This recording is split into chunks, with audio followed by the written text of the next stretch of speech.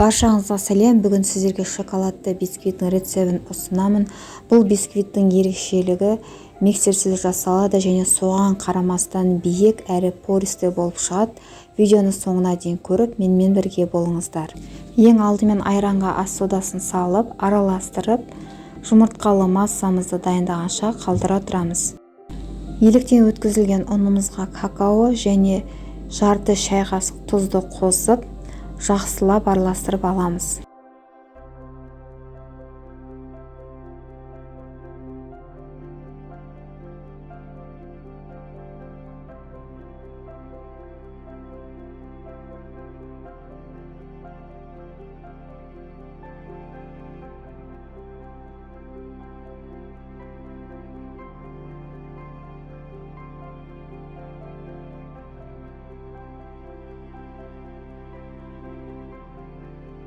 Келесі таза ыдысқа жұмыртқаларды саламыз. Егер бисквиттеріңіз дұрыс шықсын десеңіздер, онда жұмыртқаны штуктап емес, міндетті түрде өлшеп салыңыздар. Себебі әр жұмыртқаның категориясына қарай салмағы әртүрлі болып келеді. Жұмыртқамыздың үстіне құмшекерді салып, қанты ерігенше жақсылап араластырамыз.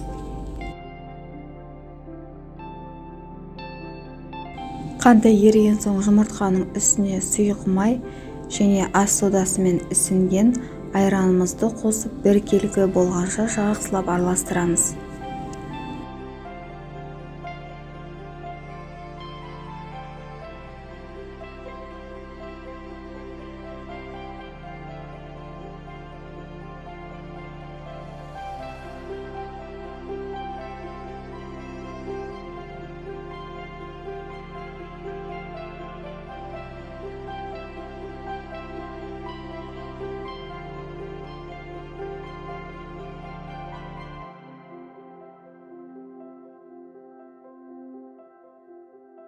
Енді жұмыртқаның үстіне 3 бөліп 5 ас қасықтан ұнымызды саламыз.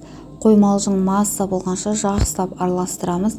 Араластырған уақытта арасында ұнның ешқандай да түйіршіктері болмауы керек.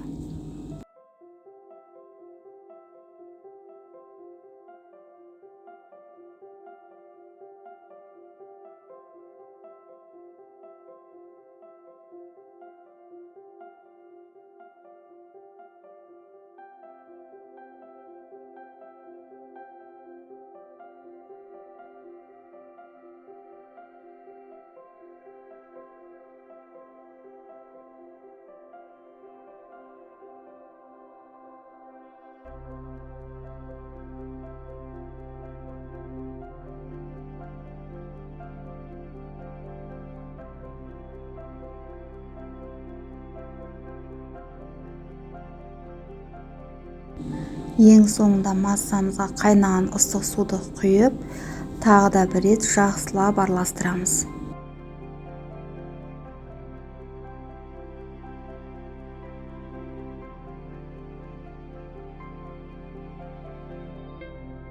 Алдын ала диаметрі 20 см болатын формамызды дайындап аламыз. Астына фольганы төсеп, жан-жағын жақсылап бекітіп, массамызды құйып шығамыз.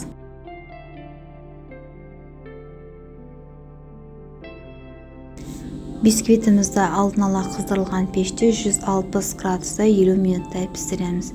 Мен конвекция режимін қостым. Егер сізде пешіңізде конвекция болмаса, онда асты үстін қосып пісірсеңіз болады. Бисквитіміздің піскенін таяқшамен тексереміз және решеткаға аударып фольгасын алып тастаймыз.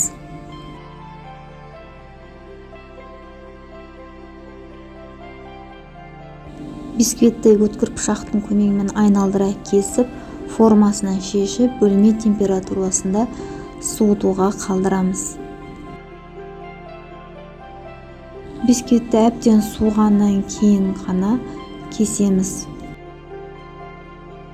Бисквит түзу болып кесілу үшін мен әрдайым жіпті қолданамын. Ол үшін өткір пышақтың көмегімен бисквитті айналдыра кесіп шығамын. Содан кейін жіпті алып, кесілген жерінен өткізіп, бір түйнектеп байлаймын да, қайта кері өткізіп шығамын.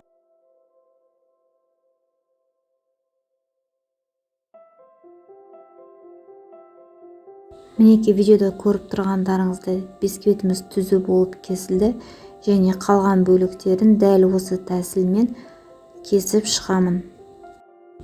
Осымен бисквитіміз дайын. Баршаңызға ас болсын. Бисквитті міндетті түрде пісіріп көріңіздер. Бұл бисквиттің ерекшелігі ешқандай пропитканы қажет етпейді. Арасына крем жағып, торттарыңызды бірден жинай берсеңіздер болады. Сіздермен болған Мақпал Бауыржанқызы. Видео ұнаса лайк басып, комментарий қалдыруды, арнама жазылуды ұмытпаңыздар.